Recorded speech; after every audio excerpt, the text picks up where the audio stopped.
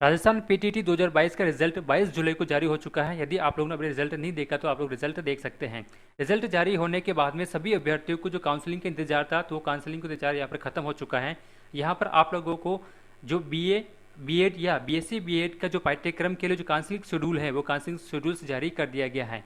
और साथ में यदि आप लोगों ने फॉर्म भरते समय किसी प्रकार की गलती कर दी गई थी, पिता के नाम में, माता के नाम में, या फिर कोई मार्कशीट में जो अंक है वो अंक भरते समय किसी भी प्रकार की यदि कोई मिस्टेक हो गई हो तो आप लोग भी इसे संशोधित अभी कर सकते हैं।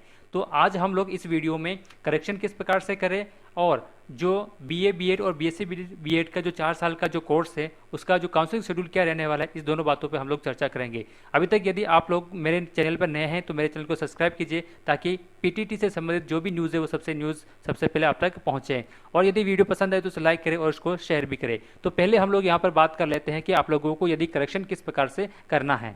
तो करेक्शन करने के लिए आप लोगों ने पीटीटी 2022 में काउंसलिंग में भाग लेने वाले जो अभ्यर्थी को एक सूचना दी गई है यहाँ पर कि आप लोग यदि आवेदन पत्र में कोई त्रुटि रह गई है तो इसे आप लोग संशोधन कर सकते हैं और ये लास्ट अवसर आप लोगों को दिया जा रहा है। 29 जुलाई से यानी कि आज से 4 अगस्त तक आप लोग जो संशोधन करवाना चाहते हैं वो संशोधन आप लोग करवा सकते हैं।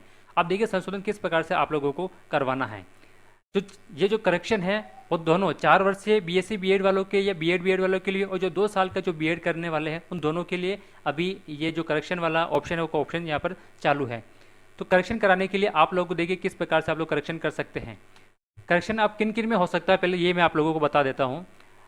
पिता का नाम, माता के नाम में त्रुटि हेतु संशोधन हेतु संबंधित जो दस्तावेज हैं उसके लिए आप लोगों को जो मूल प्रमाण पत्र है कक्षा 10 का या कक्षा 12 की जो अंक तालिका है वो अंक तालिका और स्नातक की जो अंक तालिका है, आधार कार्ड और राज्य सरकार या केंद्र सरकार द्वारा जो संबंधित दस्तावेज है जैसे जन आधार कार्ड आप लोग यहाँ पर डॉक्यूमेंट को भेजना होगा, यानी कि ईमेल करनी होगी आप लोगों को। यहाँ पर देखिए साफ लिखा हुआ है ईमेल द्वारा प्रेषित कराने होंगे।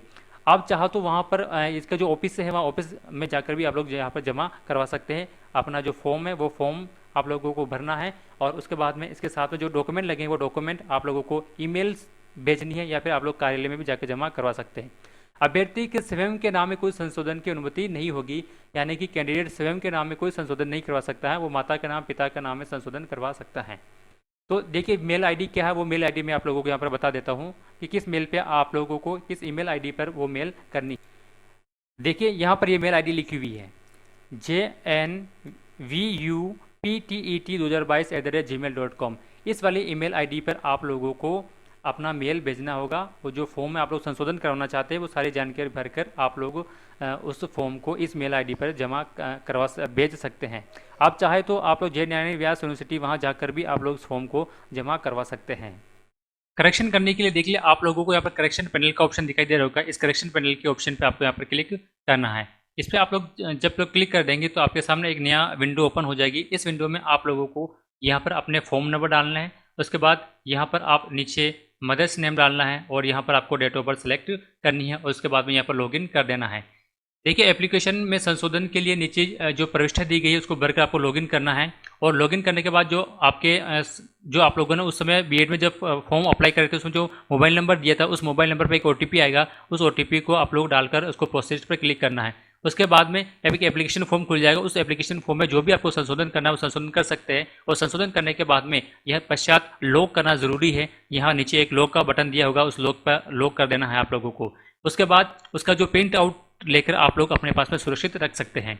अब देखिए उस प्रिंट आउट को लेकर आप लोगों को जो ईमेल आईडी बताई थी मैंने उस ईमेल आईडी पे आप लोगों को भेजना होगा। अब देखिए जब आप लोग संशोधन कर लेंगे तो संशोधन के बाद में जो फॉर्म का प्रिंट निकलेगा उस प्रिंट को और प्रवेश पत्र को और उच्च माध्यमिक परीक्षा की जो अंक तालिका है उसको और अन्य संबंधित दस्तावेज को आप लोगों को पीटीटी 2022 की जो ईमेल आईडी मैंने आपको भी बताई थी उस ईमेल आईडी पे आप लोगों को भेजना होगा। तो इस प्रकार से आप लोग अपने फॉर्म में यदि कोई करेक्शन रह गया है तो आप लोग करेक्शन करवा सकते हैं। तो दोस्तों हम लोगों ने ये देखा कि आप लोग किस प्रकार से अपने फॉर्म में संशोधन करवा सकते हैं। अब हम लोग 4 वर्षीय बीए बीएड और बीएससी बीएड की जो काउंसलिंग प्रक्रिया है उस काउंसलिंग प्रक्रिया के बारे में जान लेते हैं। देखिए अभी 2 साल का जो बीएड है उनके लिए काउंसलिंग प्रक्रिया जारी नहीं हुई, जैसे जारी होगी मैं आप तक पहुंचा दूंगा।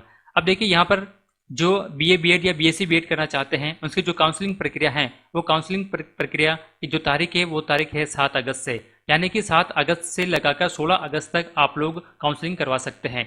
ध्यान रखना, काउंसलिंग आप लोग खुद भी करवा सकते हैं और ई मित्र से भी करवा सकते हैं। जब आप लोग काउंसलिंग करवाएंगे उस समय आप लोगों को 5,000 रुपये का एक चालान कटवाना होगा या फिर ऑनलाइन फीस आप लोगों को जमा करानी होगी, और उस फीस को जमा कराने के बाद ही आप लोग काउंसलिंग करवा सकते हैं।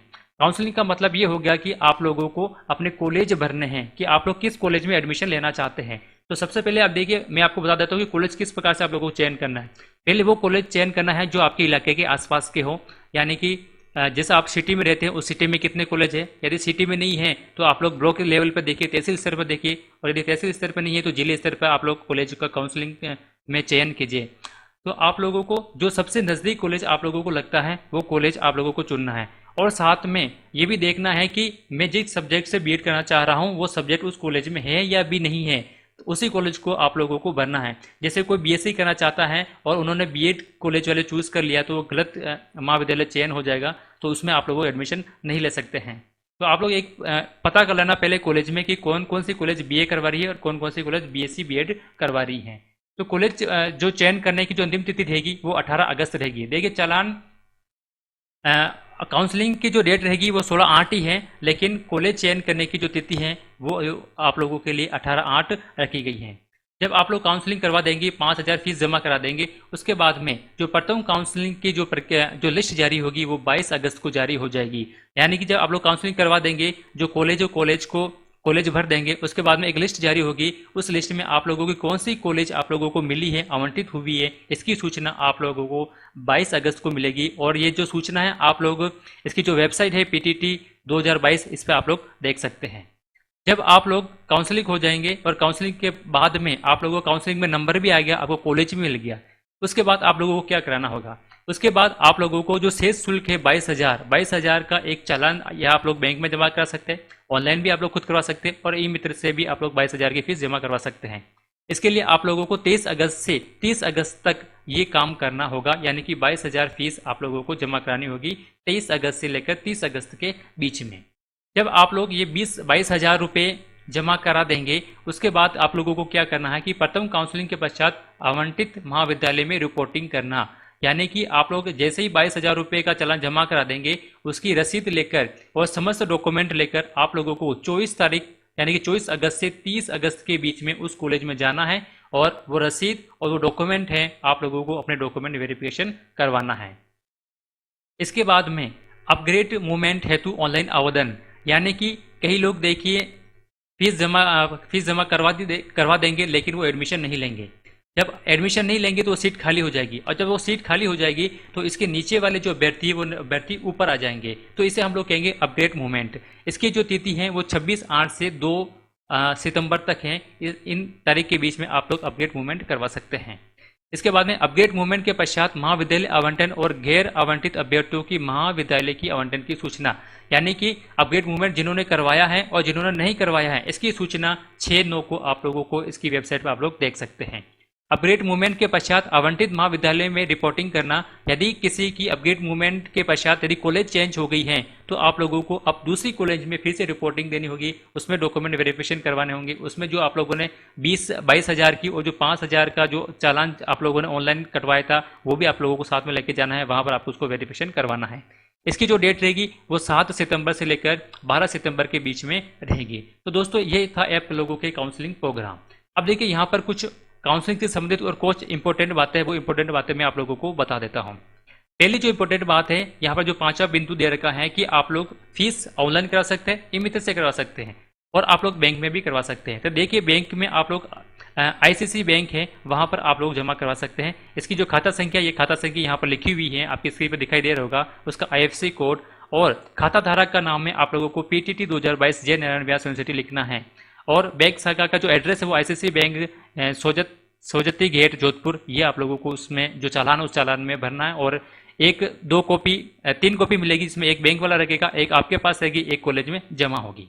यहाँ पर जो अगली जो इंपॉर्टेंट बात है ये है कि आप लोग जब फॉर्म भर रहे थे उस समय आप लोगों ने अपनी कैटेगरी भरी थी, जनरल, ST, OBC या SBC, MBC, EWS जो भी आप लोगों ने कैटेगरी भरी है उसका जाति प्रमाण पत्र आप लोगों के पास में होना चाहिए। वो जब आप लोग काउंसलिंग के बाद में जब रिपोर्टिंग करने जाएंगे कॉलेज में तब वहां पर आप लोगों को जमा करवाना होगा। दूसरी महत्वपूर्ण बात यह है कि आप लोग जब काउंसलिंग करवाएंगे उसमें जब कॉलेज सेलेक्ट करेंगे तो आप लोगों को पहले जो अपनी इच्छा अनुसार जो नजदीक कॉलेज है वो कॉलेज सेलेक्ट कर लेना है।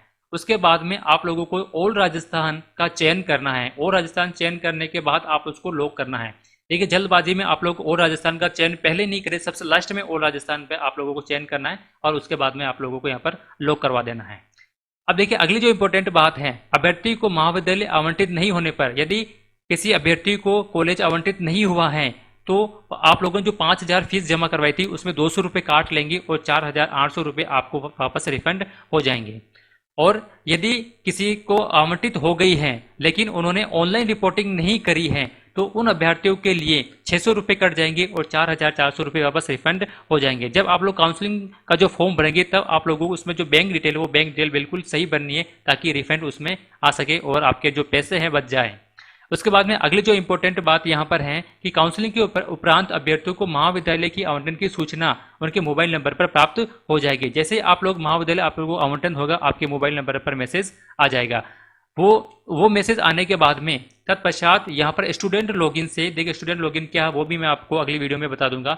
जब भी काउंसलिंग की प्रक्रिया समाप्त हो जाएगी उसके बाद में वो ऑप्शन शुरू होगा। तो स्टूडेंट लॉगिन के द्वारा आप लोगों को जितने भी सारे डॉक्यूमेंट है, कक्षा 10, 12, BA, BSc की जो मार्कशीट है, जाति प्रमाण पत्र, मूल निवास है, जो भी सारे डॉक्यूमेंट है वो आप लोगों को ऑनलाइन अपलोड करने होंगे। ऑनलाइन अपलोड करने के बाद में आप लोगों को 22,000 फीस है वो बैंक के माध्यम से, ई-मित्र के माध्यम से, ऑनलाइन के माध्यम से आप लोगों को जमा करानी होगी। इसके बाद में यहाँ पर शुल्क जमा होने के बाद आप लोगों को फिर से कॉलेज में जाना है। कॉलेज में जाने के लिए डेट क्या थी मैंने आप लोगों को ऊपर बता दी है। वहाँ पर आप लोगों को अपने जो डॉक्यूमेंट है वो डॉक्यूमेंट वेरिफिकेशन करवाने होंगे। डॉक्यूमेंट वेरिफिकेशन जब आप लोग उसका कंफर्म, जैसे आप लोग कॉलेज में अपना वेरिफिकेशन करवा देंगे तो आपका जो एडमिशन है वो एडमिशन आपको कंफर्म हो जाएगा। एडमिशन कंफर्म होने के बाद में देखिए महाविद्यालय आवंटित पत्र को आप लोग डाउनलोड कर सकते हैं। उसका प्रिंट आप लोग निकालना है। ये जो प्रिंट है आप लोगों को जो स्टूडेंट लॉगिन वाले ऑप्शन पे आप लोगों को मिलेगा। इसके बाद जो नेक्स्ट जो इंपॉर्टेंट बिंदु यहाँ पर है कि यदि आप लोगों ने 22,000 फीस जमा करवा दी है और कॉलेज में आपका वेरिफिकेशन भी हो गया है, उसके बाद अपग्रेड मूवमेंट वाला ऑप्शन की थोड़ी जानकारी मैंने आपको पहले दी थी, यहाँ पर थोड़ी जानकारी और मैं दे देता हूँ। अपग्रेड मूवमेंट आप लोग कर सकते हैं। यदि कोई सीट खाली हो सकती है तो आप लोग ऊपर चले जाएंगे और ऊपर वाले कॉलेज को आप लोग सेलेक्ट कर लेंगे। अब देखिए यदि आप लोगों का कॉलेज चेंज होता है तो आप लोग नए कॉलेज में फिर से आप लोगों को रिपोर्टिंग करवानी होगी, लेकिन फीस आपको एक ही बार जमा करानी होगी। पुणे फीस आपको जमा नहीं करानी होगी। डॉक्यूमेंट भी ऑनलाइन अपलोड नहीं करने होंगे। बस उस कॉलेज में जाकर आप लोगों को जो डॉक्यूमेंट है उस डॉक्यूमेंट आपको लोगों को वेरिफिकेशन करवाना है। अभ्यर्थी को महाविद्यालय आवंटित होने पर 5,000 प्लस 22,000 यानी कुल मिलाकर 27,000 रुपये आप लोगों को जमा कराना है। ऑनलाइन रिपोर्टिंग और महाविद्यालय द्वारा वेरिफिकेशन हो जाने के बाद में किसी भी प्रकार का जो शुल्क है वो रिफंड नहीं होगा। यानी कि एक बार आप लोगों ने चालान कटवा लिया है, उसके बाद में आप कॉलेज में गए और वहां पर डॉक्यूमेंट वेरिफिकेशन करवा दिया गया है और आप कॉलेज ने आपका वेरिफिकेशन कर दिया है, उसके बाद में किसी भी प्रकार का कोई भी जो फीस है वो फीस वापस रिफंड नहीं होगी। इसके बाद जो अगला महत्वपूर्ण बिंदु है, महाविद्यालय आवंटन की प्रक्रिया पूर्णतः ऑनलाइन होगी और जो समस्त प्रक्रिया है वो अभ्यर्थी द्वारा चुने गए महाविद्यालय, उपलब्ध सीटें, संकाय, विषय, अभ्यर्थी की कैटेगरी तथा सब कैटेगरी के अनुसार राज्य सरकार द्वारा समय समय पर जारी किए गए निर्देशों के अनुसार ही होगी। एक बार काउंसलिंग हो जाने के बाद में आवेदन पत्र में किसी भी प्रकार का संशोधन संभव नहीं है, इसलिए यदि आप लोग संशोधन करवाना चाहते हैं तो काउंसलिंग से पहले करवाना है। उसके बाद में आप लोगों ने जब फॉर्म भरे थे उसमें आप लोग कैटेगरी डाली होगी, ST, SC, OBC, जो भी PhD, विडो है या फिर किसी का तलाकशुदा है, जो भी आप लोगों ने डॉक्यूमेंट डाला था उसका जो डॉक्यूमेंट है वो आपके पास में होना चाहिए। इसके बाद में अभ्यर्थी के दस्तावेजों के सत्यापन की पूर्ण जिम्मेदारी आवंटित महाविद्यालय की होगी, यानी कि डॉक्यूमेंट वेरिफिकेशन वो कॉलेज की जिम्मेदारी वो कर लेंगे। अब देखिए जो अभ्यर्थी निर्धारित तिथि तक महाविद्यालय में रिपोर्टिंग नहीं करेंगे उनका जो एडमिशन है वो निरस्त हो जाएगा। यानी कि जिनका B.Ed में एग्जाम दे दिया, उनका नंबर भी आ गया है, उन्होंने 5,000 का फॉर्म भी भर दिया है और उसके बाद में यदि वो कॉलेज में रिपोर्टिंग कराने नहीं गए तो उसका एडमिशन निरस्त हो जाएगा, उसका कैंसिल हो जाएगा उस लास्ट डेट के बाद में। लास्ट डेट तक वो जा सकता है। तो दोस्तों मैंने आप लोगों को बताया है कि किस प्रकार से आप लोग करेक्शन करवा सकते हैं और किस प्रकार से आप लोग काउंसलिंग प्रक्रिया में भाग ले सकते हैं। यदि दोस्तों ये वीडियो पसंद है दोस्तों लाइक कीजिए। यदि आप मेरे चैनल पर नए हैं तो मेरे चैनल को सब्सक्राइब कीजिए ताकि PTT से संबंधित जो भी जानकारी है वो सबसे पहले आप तक पहुँचती रहे। Thank you.